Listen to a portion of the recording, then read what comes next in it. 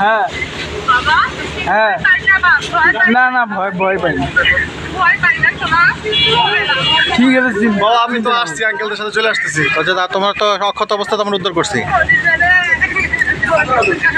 আমু ঠিক আছে। বলো আঙ্কেলরা আমার খুঁজে বের করছে।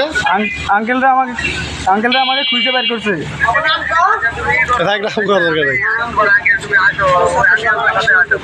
আচ্ছা আচ্ছা ঠিক আছে নিয়ে আসতেছি আমরা নিয়ে আসতেছি। আমরা কিন্তু আজকে এই যে একজন ভিকটিম, কবে আসছো তুমি এই এলাকায় আশুলিয়া? 3 তারিখে। আজকে কয় তারিখ?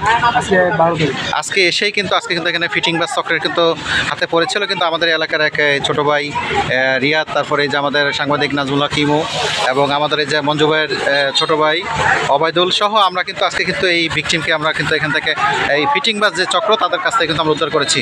আচ্ছা তোমার কাছ থেকে কি টাকা পয়সা টেশন নিচ্ছে নাকি ওরা? আমার কাছে 150 টাকার মতো ছিল, ওরা নিয়ে বিড়ি সিগারেট খেয়েছে। এখন তোমার কি শরীরে কোনো সমস্যা আছে? না। কত টাকা দাবি করছিল? কত টাকা? 10,000 টাকা। 10,000 টাকা দাবি করছিল। আচ্ছা ঠিক আছে। এখন তুমি ওদেরকে চিনবা দেখলে?